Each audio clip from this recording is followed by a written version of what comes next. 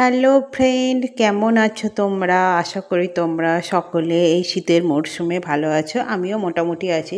তো একদম রান্না দিয়ে শুরু করছি। দেখো, কাটারে আমি ঢুকিয়ে দিয়েছি দুটো বড় মাঝারি মাপের পেঁয়াজ আর একটা টমেটো। তো এইগুলোকে আমি প্রথমে আর কি কুচি কুচি করে একটু গ্রেট করে নেবো। এরপর দেখো, একটা কাতলা মাছের মাথা আছে, সেই মাথাটাকে আমি ভাজবো। তো আজকে রান্না করব আমি মাছের মাথা দিয়ে বাঁধাকপি। তো তোমাদের কেমন লাগে সেটা অবশ্যই জানাবে। আমার তো ভালো লাগে, আমার মাছের মাথা দিয়ে বাঁধাকপি অ্যান্ড মাছের মাথা দিয়ে মুগ ডাল ভীষণ ভীষণ ভীষণ প্রিয়। তো মাছের মাথাটা আমার ভাজা হয়ে গেল। এরপর কড়াইয়ের মধ্যে আমি গরম মশলা আর তোমার শুকনো লঙ্কা জিরে ফোড়ন দিয়ে দিয়েছি। তেজপাতা নেই তাই ভালো হতো, কিন্তু তেজপাতা আনা হয়নি। তো এবার ওই গ্রেট করা পেঁয়াজ আর টমেটোটা আমি তেলের মধ্যে দিয়ে দিলাম, দিয়ে ভালো করে আমি কষিয়ে নেব। ভালো করে নাড়াচাড়া করে নেব। একদম ভালো করে কষানো হয়ে যাওয়ার পর ওর মধ্যে আমি একে একে আদা রসুন পেস্ট দিয়ে দেবো। এই যে আদা আর রসুন পেস্ট দিয়ে দিয়েছি। এরপর ভালো করে আবার মশলাটা আমি কষতে থাকবো। মশলাটা ভালো করে কষতে কষতে কষতে কষতে যতক্ষণ তেল ছেড়ে দেবে, এরপর আমি এর মধ্যে ভাপানো বাঁধাকপিটা আমি আগেই ভালো করে ভাপিয়ে নিয়েছি, মানে হালকা করে ভাপিয়েছি, বেশি কিন্তু না, ঠিক আছে? তো হালকা করে ভাপিয়ে নিয়েছি। তো ভাপিয়ে এখনও মশলাটা কষাই শেষ হলো না, দেখো বক বক করে গেলাম।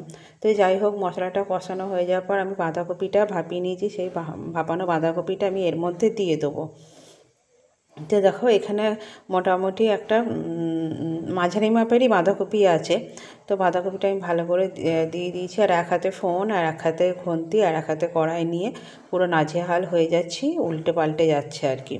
তো যাই হোক, এইভাবেই তোমাদের ভিডিও করে দেখাতেও হবে আর আমাকে কষাতেও হবে।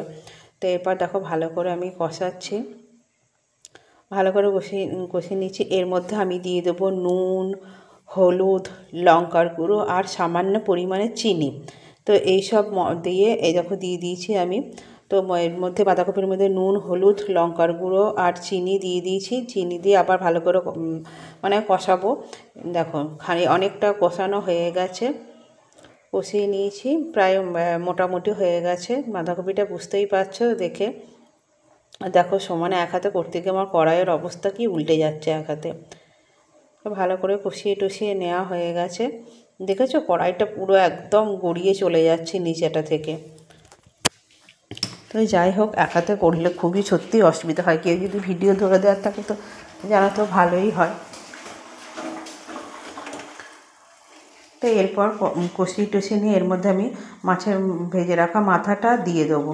আর একটু সামান্য জল দিয়েছি, কারণ নিচেটা নাহলে ধরে যাবে, সেই জন্য।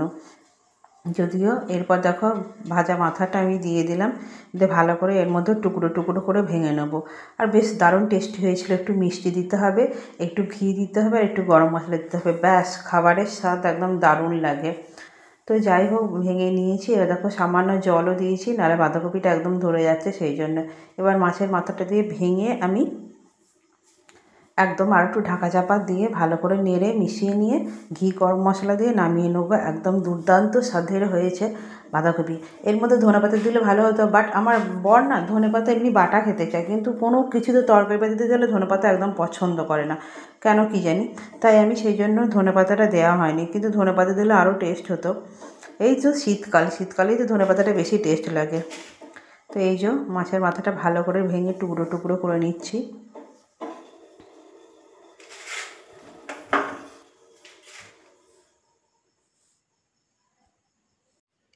তো এই যে আমার মোটামুটি বাঁধাকপি রান্না কমপ্লিট। এরপর মুক্ত হস্তে ঘি দিয়ে ছড়িয়ে দাও ওপর থেকে, ব্যাস তাহলে হয়ে যাবে বাঁধাকপি। আর একটু সামান্য মিষ্টি দিতে হবে, বেশ ভালো লাগে খেতে।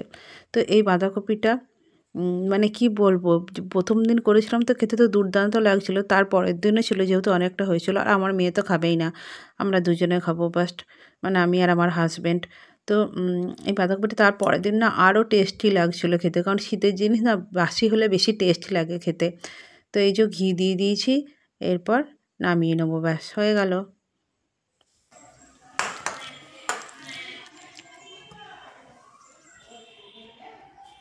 এই যে নিয়ে চলে এসেছি, একদম বাঁধাকপি শুকনো হয়ে গেছে।